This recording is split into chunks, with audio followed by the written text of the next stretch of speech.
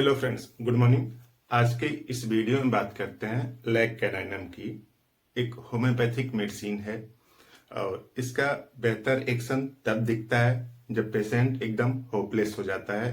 लगता है कि उसका जीवन बीमारी की वजह से अर्थहीन हो गया है और उसकी बीमारी ठीक होने वाली नहीं है। ऐसी अवस्था में लैग कैनाइनम बेहतर तरीके से काम करता है। लैग कैनाइनम के सिम्टम्स क्या हैं उसको समझते हैं, उसके बाद हम लोग समझेंगे कि कैसे इसका यूज किया जाए। तो देखिए, जैसे एक बच्चा होता है, जब माँ के पेट में होता है तो पूरी बायोलॉजिकल सिस्टम की व्यवस्था होती है कि वो सरवाइव कर सके। लेकिन वही बच्चा जब इस धरती पर आता है तब उसके लिए सिर्फ माँ का दूध ही सर्वोत्तम है। यानी सर्वाइवल के लिए सबसे ज्यादा संभावना किसमें है? मिल्क में है। चाहे गाय का बच्चा हो, चाहे ह्यूमन का बच्चा हो, या फिर कोई भी बच्चे हों। तो सर्वाइवल के लिए सबसे ज्यादा संभावना क्या है? मिल्क में है। कुत्ते का भी बच्चा हो सकता है या फिर गाय का भी, बैल। तो इस तरह से सर्वाइवल के लिए मिल्क एक इंटीग्रल कंपोनेंट है। ठीक उसी तरीके से यूं समझ लीजिए कि जब किसी को लगने लगे कि बीमारी इतनी जटिल हो गई है शरीर में कि कुछ हो ही नहीं पा रहा है, सारे उपाय व्यर्थ हो गए हैं या हो चुके हैं, तो उस अवस्था में लैग कैनाइनम के बारे में सोच सकते हैं। तो देखिए, जो लैग कैनाइनम का पेशेंट है, डिस्पोंडेंट और होपलेस, इसको कोई किरण नहीं दिखाई दे रही है कि कैसे मेरी बीमारी ठीक होगी, और एकदम निराशा से घिर चुका है।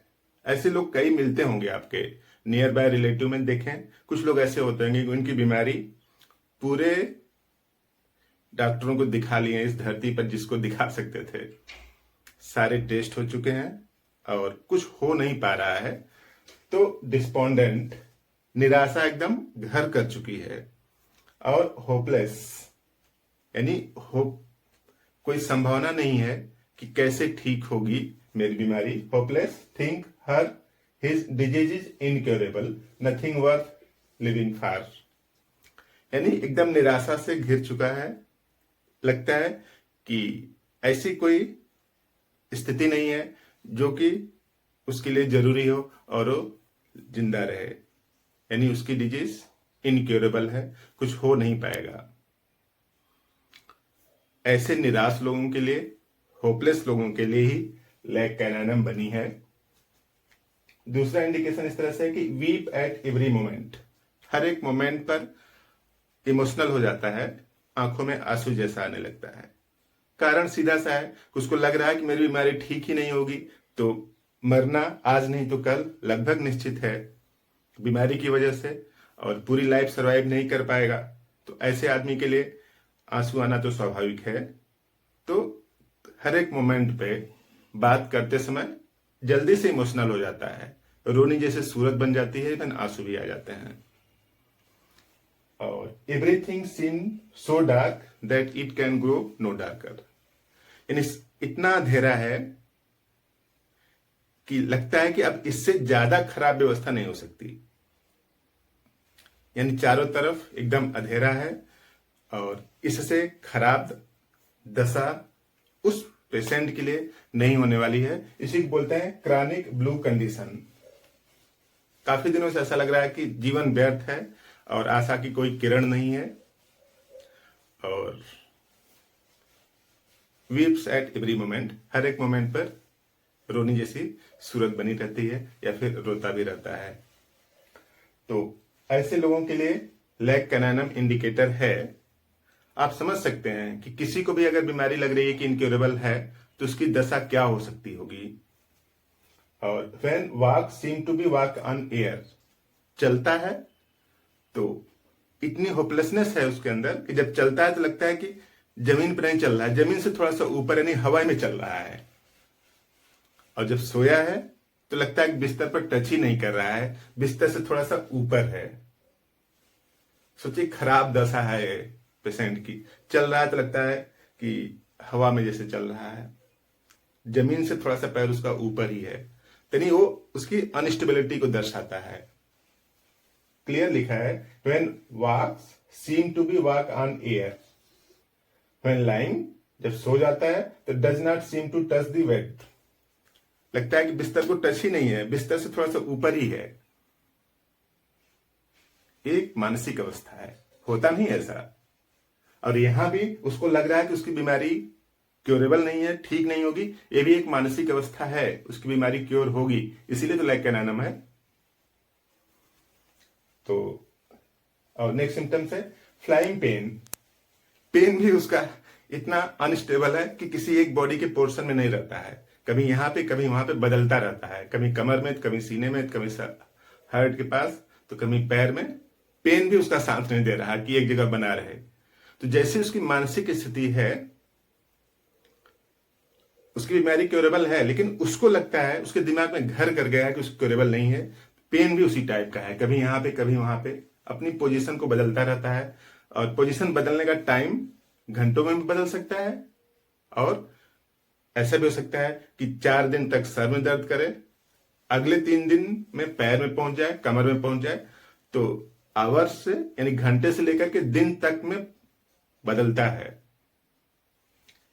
यानी कुछ भी उसका, जो कुछ भी हो रहा है उसकी बॉडी में और चारों तरफ, उसकी मानसिक अवस्था के कारण डार्क कंडीशन में है, यानी अंधेरा है, होपलेस है, कोई व्यवस्था उसके सुटेबल नहीं प्रतीत हो रही है, और वेरी फॉरगेटफुल, एब्सेंट माइंडेड।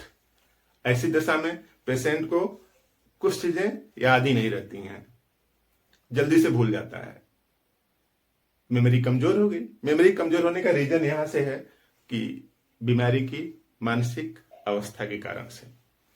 ऐसे लोगों के लिए आप लेग कैनाइनम सोच सकते हैं, दे सकते हैं।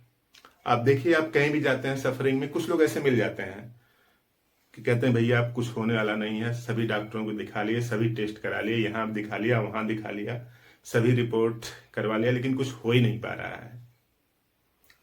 ढेर सारे लोग कहते हुए मिल जाते हैं। तो आप उनको सजेस्ट कर दें कि आप लेग कैनाइनम लें, होम्योपैथिक मेडिसिन है और हेल्प हो सकती है। तो यूज करने की अब बात देख लेते हैं। तो यूज करना है लेग कैनाइनम,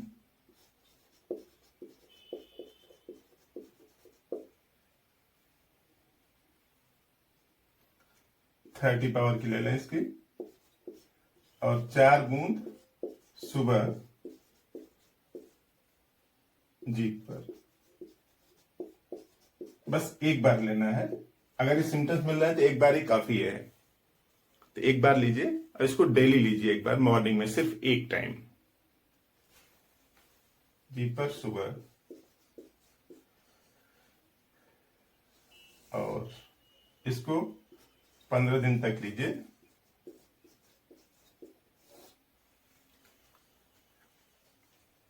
उसके बाद लेग कैनाइनम की पावर को बढ़ा दीजिए, 200 कर दीजिए।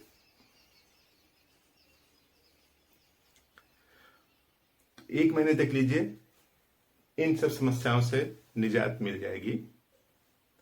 अगर सिम्टम्स मिल रहे हैं जैसे यहां पे बताया गया, तो आपको बात समझ में आई तो इस फ्रेंड को शेयर भी कर दें। कुछ लोगों का भला हो सकता है आपके शेयर करने से, मेरे बनाने से भी कुछ लोगों का भला हो रहा है, आपके शेयर करने से भी भला हो सकता है। कुछ लोगों की बीमारी कम हो सकती है। अगर आपने किसी एक की भी बीमारी कम कर दिया तो आप उसकी जो शुभकामनाएं हैं आपको लगेंगी इसके बारे में। अगर इनके इंडिकेटर सिम्टम्स और बीमारी के यानी पेशेंट के सिम्टम्स ठीक से मैच करते हैं, जितनी अच्छी सिमिलरिटी होगी उतना अच्छा रिजल्ट आता है। तो हम लोग समझने की कोशिश करते हैं कॉर्कुलस की। तो देखिए, जो कॉर्कुलस है वो उसका एक्शन बेसिकली स्टार्ट होता है लीवर से, और लीवर स्लगिश हो जाता है। तो अगर लीवर स्लगिश होगा तो बॉडी की जो मेटाबॉलिज्म है वो स्लो हो जाती है। तो डनहम साहब ने अपनी मैटेरिया मेडिका में लिखा है, बेहतरीन राइटर थे डनहम, उन्होंने 352 पेज पर लिखा है, ये पेज है डनहम मैटेरिया मेडिका में। उन्होंने लिखा है कि great thirst but aversion to drink.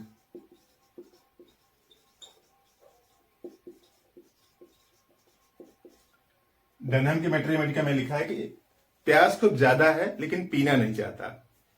यानी कहां से दिक्कत होगी? डाइजेस्टिव सिस्टम से दिक्कत होगी। और क्लार्क ने अपने मैटेरिया मेडिका में लिखा है, क्लार्क मैटेरिया मेडिका में इन्होंने 544 पेज पर लिखा है, क्लार्क की मैटेरिया मेडिका में, कि लीवर इनलार्ज होता है एंगर की वजह से। यानी liver enlarge due to anger. तो देखिए Kent materia medica, sorry Clarke की मैटेरिया मेडिका जो है उसमें 544 पेज पर लिखा है कि लीवर बढ़ जाता है एंगर की वजह से। यानी पेशेंट को किसी से कंटिन्यूअस एंगर बना हुआ है, क्रोध आ रहा है। जैसे बहू को सास से आता है या फिर सास को बहू से आता है। कुछ कॉन्ट्रडिक्शन होते हैं, उसको बैलेंस अगर नहीं किए जाते हैं तो लगातार अंदर एक गुस्सा सा चलता रहता है, उस वजह से लीवर बढ़ सकता है। क्लार्क ने ऐसे अपनी मैटेरिया मेडिका में लिखा है। और डनहम साहब ने लिखा है कि ग्रेट थ्रस्ट है बट एवर्जन टू ड्रिंक। प्यास खूब ज्यादा लेकिन पी नहीं पाता, पीते ही नाजिया वोमिटिंग या उल्टी जैसा होने लगता है। तब इसका जो समराइजेशन इस तरह से आप समझ लीजिए कि जो डाइजेस्टिव सिस्टम है, यानी जो पोषण है, शरीर का जो पोषण है वो बेहतर नहीं है। और अगर बेहतर नहीं है तो एलेंस की मैटेरिया मेडिका में लिखा है कि all nerves impression are slow in reaching the centre. एक केंट की मैटेरिया मेडिका में लिखा है।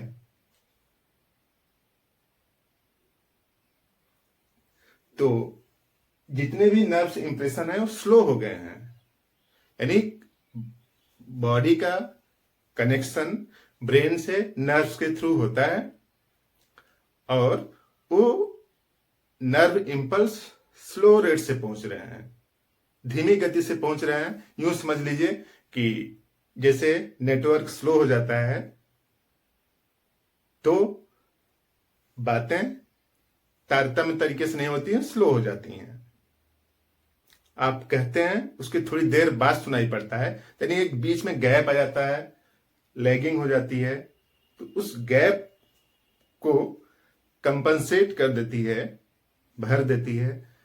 यानी इन सब सिस्टम को एक्टिवेट करती है, लीवर को, शरीर के पोषण को। तो जो नर्व्स इंप्रेशन स्लो पहुंच रहा है वो फास्ट पहुंचेगा। यानी चींटी आज काट रही है और उसका पता 2 दिन बाद चले तो ये स्लो बोला जाएगा। इतना स्लो नहीं होता, मतलब समझने के लिए सिर्फ। तो नहीं, यहां पे आप अभी पकड़ रहे हैं, थोड़ी देर बाद पता चल रहा है। तो जितने भी नर्व्स के इंप्रेशन है सब स्लो हो गए हैं। इसी वजह से अब ब्रेन तो अपना काम कर ही रहा है भाई, इंप्रेशन स्लो आ रहा है लेकिन ब्रेन तो काम कर रहा है। तो दूसरा सिम्टम देखिए, लिखा है टाइम पास टू क्विकली। उसको लगता है कि बहुत जल्दी जल्दी टाइम पास हो रहा है और उस टाइम पीरियड में हम इस पर्टिकुलर टास्क को, काम को पूरा नहीं कर पाएंगे। इसीलिए तेजी से बोलता है, जल्दी जल्दी बोलता है। जैसे कुछ लोग बोलते हैं जल्दी जल्दी में रहते हैं, अभी हम यहां जा रहे हैं, वहां से आएंगे तो राम के यहां जाएंगे, फिर राम के यहां से कार्ड लेके वहां पहुंचाएंगे। तो इस तरह से जो जल्दी जल्दी बोलने की जो आदत है उसके पीछे की बायोकेमिस्ट्री है। ऐसे कोई नहीं बोलता। और तीसरा सिम्टम्स इस तरह से कि बैड इफेक्ट। ये सब जो सिम्टम्स है बैड इफेक्ट हैं किसके? फ्रॉम लॉस ऑफ स्लीप, नींद नहीं आ रही है कई दिनों से। तो अब देखिए, अगर आपको नींद नहीं आती है तो पहला डाइजेस्टिव सिस्टम खराब होगा और काफी दिनों तक ऐसा चल रहा है तो शरीर के अंदर जो एंटीबॉडी बनती हैं, कंप्लीट रेस्ट में ही एंटीबॉडी बनती हैं। तो एंटीबॉडी नहीं बनेगी तो सीधी सी बात है कि आपकी जो परफॉर्मेंस है बेहतर नहीं होगी। तो loss of sleep, mental excitement. वही मेंटल एक्साइटमेंट किसी वजह से है, क्रोध की वजह से है या फिर खुशी की वजह से है। किसी वजह से मेंटल एक्साइटमेंट है और या फिर नाइट वॉचिंग, रात को आप जगते हैं, रात को कुछ काम कर रहे हैं और दिन में ठीक से सो नहीं पाते हैं। और Nazia vomiting from riding carriage, car में, बस में यात्रा करते समय जो नाजिया वोमिटिंग होती है, उल्टी मिचली आती है, या फिर बोट, रेल, या even looking boat in motion, आप चाहे जिस तरह से भी मोशन कर रहे हैं, चाहे नाव में, चाहे घोड़े पर, चाहे पैदल, ऐसा लगता है कि नाजिया और उल्टी मिचली ऐसी होगी और हो भी जाती है।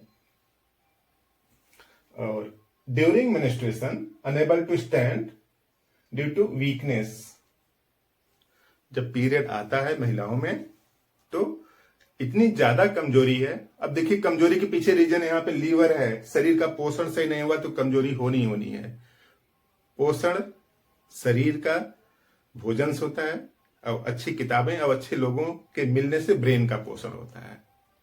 तो पोषण में कुछ गड़बड़ी है, इस वजह से पीरियड के समय इतनी कमजोरी आ जाती है कि महिला खड़े होने में भी उसको दिक्कत महसूस होती है। और खास बात, पीरियड के बाद, जब पीरियड बंद हो जाता है उसके बाद कुछ महिलाओं में संभावना ऐसी बनती है कि हेमोरॉइड्स यानी बवासीर बोलते हैं कि उखड़ जाता है, बवासीर जैसा हो जाता है। पीरियड जब तक चलता रहेगा तब तक तो दूसरे टाइप की कमजोरी है, वीकनेस की वजह से खड़े होने में दिक्कत है, चल फिर नहीं पाते, कुछ काम नहीं कर पाती, बैकएक है। और जब पीरियड खत्म हो जाता है तो एक समस्या खत्म हुई फिर दूसरी समस्या उत्पन्न हो जाती है। इन सब समस्याओं के लिए काकुलस इंडिकेटेड है। अगर ऐसे लक्षण आ रहे हैं तो काकुलस के डोमेन में आप हैं और काकुलस से आपकी समस्या का समाधान हो सकता है। लेना कैसे है?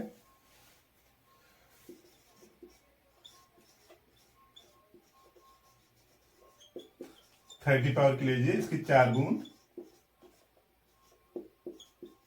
सुबह लीजिए,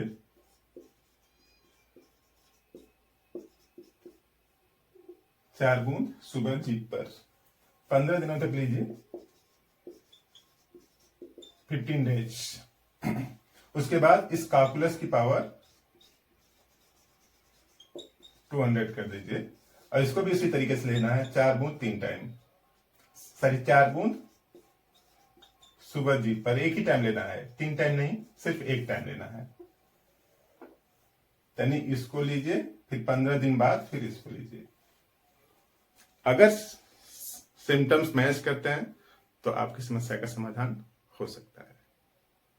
तो इस तरह से काम की बात समझ में आई। और लंग का काम क्या है कि ऑक्सीजन को अंदर लेना और कार्बन डाइऑक्साइड को बाहर निकालना। इतना कॉमन फंक्शन है इसका लंग पे कि यहां पे देखिए लिखा है पल्मोनरिया में, ये जो पल्म मीन्स होता है इसका मीन्स लंग होता है। और खास बात, इसका कॉमन नेम ही लंग वर्ड है।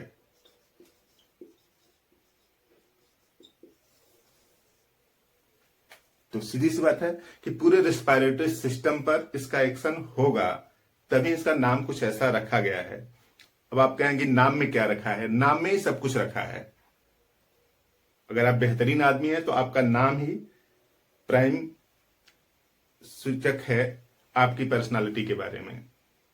जैसे मोटे तरीके से यूं समझ लीजिए कि जैसे अगर आप किसी से बात होती है और आप कहते हैं कि मैं आईआईटी में पढ़ता हूं, तो इसके बाद वो पूछेगा नहीं कि आपका हाई स्कूल में कितना परसेंटेज था, इंटर में कितना परसेंटेज था। यानी आईआईटी अपने आप में अल्टीमेट है। उसके बाद पढ़ाई की बात खत्म हो जाती है, उसके बाद कुछ और बात स्टार्ट हो जाती है। मीन्स नाम में ही सब कुछ रखा है। यूं समझ लीजिए कि जैसे राम है, अब कहेंगे कि राम मीन्स क्या है? Right acting man. जो मैन ठीक से काम करता है वही राम है। यानी कोई सड़क पे गिर पड़ा है, आप उसको किनारे कर देते हैं या फिर हॉस्पिटल पहुंचा देते हैं, तब उसी समय आप राम हो जाते हैं। तो राम सब हैं, जितने ह्यूमैनिटी के पैरामीटर्स हैं सब राम को डिफाइन करते हैं। तो अगर आप जब भी ठीक काम कर रहे होते हैं तो राम होते हैं, और जब भी आप गलत काम कर रहे होते हैं उसी समय आप रावण भी हो जाते हैं। यानी फ्लक्चुएशन करता रहता है, स्विंग करता रहता है। फिलहाल हम लोग अपनी बात करते हैं मेडिसिन की, स्टिक्टा पल्मोनोरिया की। तो देखिए, जो स्टिक्टा पल्मोनोरिया है इसका कॉमन नेम है लंग वर्ट है, यानी रिस्पायरेटरी सिस्टम का जो इंटीग्रल कंपोनेंट है लंग, उस पर इसका बेहतरीन एक्शन है। तो उसी को हम लोग समझने की कोशिश करते हैं। तो देखिए, जो रिस्पायरेटरी सिस्टम है वो स्टार्ट हो जाता है नोज से, नोज से आता है ट्रैकिया, ट्रैकिया से ब्रांकस, ब्रांकस से इस तरफ भी लंग है और इस तरफ भी लंग है ऐसे। तो यहां से ऑक्सीजन मींस एयर एंटर करती है। तो ये देखिए, ये नोज है, नोज है, और यहां पे क्या है, लंग्स है। तो यहां से आती है ऑक्सीजन। यहां पे दिक्कत क्या है स्टिक्टा पल्मोनोरिया में, कि जो नोज है, यानी यहां पे जहां पे चश्मे का वो टिकता है वही है रूट ऑफ नोज, वहां से दिक्कत स्टार्ट है और लंग तक है। तो देखिए, जो नोज है वो ड्राइनेस है, उसकी जो मेम्ब्रेन है यहाँ के अंदर की, उसमें इन्फ्लेमेशन है तो राइनाइटिस है। नाक की मेम्ब्रेन के इन्फ्लेमेशन को राइनाइटिस बोलते हैं। और एट्रोफिक राइनाइटिस हो रही है, यानी एट्रोफी हो रही है, यानी वहां की कोशिकाएं ड्राई अप हो रही हैं, मोटे तरीके से समझ लीजिए। और यहां पे रूट ऑफ नोज है, तो यहां से ड्राइनेस स्टार्ट है, और उसके बाद आता है यहाँ पे ए ट्रैकिया है। तो इन्फ्लेमेशन यहां भी है, नोज की मेम्ब्रेन का इन्फ्लेमेशन है, ट्रैकिया का भी इन्फ्लेमेशन है, और उसके बाद आता है इधर लंग। तो यहां भी दिक्कत आती है, लेकिन पहले नोज पर, नोज हमेशा बंद सा रहता है। कुछ लोग को शिकायत रहती है कि नाक खुलती ही नहीं, और इसे ब्लो करते हैं, जिसे नाक से कुछ निकालना चाहते हैं तो निकलता नहीं है, लगता है कि नाक जाम है लेकिन कुछ निकलता नहीं है। और पीएनडी की समस्या है, अंदर की तरफ गिरता है, यानी आगे की तरफ कोई भी स्राव नहीं आएगा, पीछे इधर आता है, इस तरफ स्राव आता है, यानी पोस्ट नेजल ट्रिप की प्रॉब्लम है, लेकिन आगे से कुछ नहीं निकलता क्योंकि ड्राइनेस है। सिम्टम देखिए, इस तरह से लिखा है, sensation of fullness of nose, जिसे नाक पूरा जाम है। सिम्टम्स एट्रोफिक राइनाइटिस के हैं, नोज की मेम्ब्रेन के इन्फ्लेमेशन को राइनाइटिस बोलते हैं। और ड्राइनेस ऑफ नेजल मेम्ब्रेन, जो नाक की मेम्ब्रेन है और ड्राइनेस है, याद रखिएगा, लेकिन पीछे की तरफ म्यूकस गिर रहा है। Dryness of nasal membrane, constant need to blow the nose, यानी हमेशा कुछ नाक से कुछ बाहर निकालें, लेकिन निकलता नहीं है, बट नो डिस्चार्ज, आगे की तरफ से डिस्चार्ज नहीं होता है, लेकिन थ्रोट रॉ, यानी अंदर जो थ्रोट है वो रॉ है। और ड्रॉपिंग ऑफ म्यूकस पोस्टेरियरली, पीछे की तरफ म्यूकस गिरता है। पीएनडी की प्रॉब्लम है, पीछे की तरफ म्यूकस गिरता है, और वो म्यूकस मोस्टली डाइजेस्टिव सिस्टम के पार्ट में चला जाता है, क्योंकि दो नलियां एक साथ है यहाँ पे, लंग की, उसके साथ साथ भोजन की भी। तो यहाँ पे पूरी कैविटी एक दूसरे से जुड़ी हुई है, नोज से जो आता है और जो माउथ से, तो दोनों यहाँ पे जुड़ी हुई हैं, तो इस तरफ से जाता है, यानी ओएसोफेगस में चला जाता है, जो पीएनडी होता है, लास्ट वाला जो ड्रिप्स निकलता है। तो पीएनडी की प्रॉब्लम है। और ट्रैकियाइटिस, यानी जो ट्रैकिया है उसमें भी इन्फ्लेमेशन है। और facilitate expectoration, loose cough in morning, morning में जो कफ निकलता है वो क्या है, लूज है, और अंदर जो कफ है उसको बाहर निकालता है। तो कफ जो निकलेगा तो माउथ से निकलता है, यानी यहां से इधर से ऐसे जाएगा, फिर माउथ से होते हुए बाहर आ जाएगा। तो माउथ से बाहर निकलता है, फैसिलिटेट करता है एक्सपेक्टोरेशन। और स्टर्नम, यानी आगे वाली जो हड्डी है जहां पे टाई टिकती है, वहां पे एक बड़ी सी हड्डी है, यहां से नीचे तक स्टर्नम, वहां से पेन पीछे की तरफ जाता है, लंग तक पहुंचता है, और उसके और पीछे चला जाता है। तो पीछे क्या है, स्पाइनल कार्ड है, रीढ़ की हड्डी है। दर्द ऐसे प्रोसीड करता है, स्टर्नम से चेस्ट में गया, चेस्ट से और पीछे चला जाता है। तो स्टर्नम, चेस्ट से स्पाइनल कॉलम तक, और उसके साथ साथ ये जो बेहतरीन मेडिसिन है इन्फ्लुएंजा के लिए, कोराइजा के लिए, उसके साथ साथ रूमेटिज्म के लिए भी। जो राइट शोल्डर है यानी जो राइट कंधा है यहाँ, और जो बाइसेप्स है यानी ये जो बड़ी सी हड्डी ऊपर से, हड्डी के ऊपर जो मांसपेशी निकलती है उसको बाइसेप्स बोलते हैं। तो डेल्टॉयड, बाइसेप्स, इन सब में पेन है। देखिए लिखा है rheumatic pain in right shoulder joints, in पूरा right shoulder joints including deltoid and biceps. तो इस तरह से स्टिक्टा पल्मोनरिया बेहतरीन मेडिसिन है जो कि इस टाइप के सिम्टम्स के लिए रामबाण तरीके से काम करती है। तो अब बात आती है इसको यूज कैसे करें। तो कोई भी मेडिसिन अगर आप लोअर पोटेंसी से स्टार्ट करते हैं और अपर की तरफ जाते हैं तो अच्छा रिजल्ट आता है, इसीलिए आप इसका मदर टिंचर यूज करें। लेने का तरीका सिंपल सा है, आप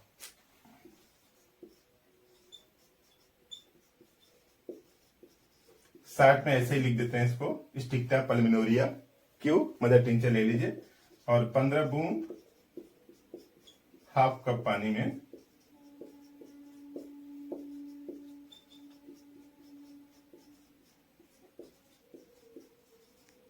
घोलकर 3 टाइम लीजिए। 15 बूंद हाफ कप पानी में घोल के 3 टाइम लीजिए और इसको 15 दिनों तक लीजिए, 15 डेज के लिए।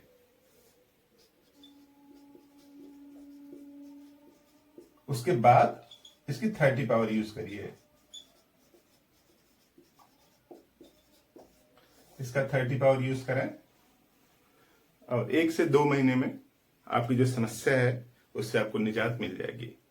जिस तरह से आप यहां तक वीडियो देख रहे हैं तो बात पसंद भी आई होगी, तो वीडियो को लाइक कर दें, चैनल बनाए तो सब्सक्राइब भी करें, शेयर भी कर सकते हैं, किसी का भला हो जाएगा। तो आपने पूरा वीडियो देखा, थैंक यू।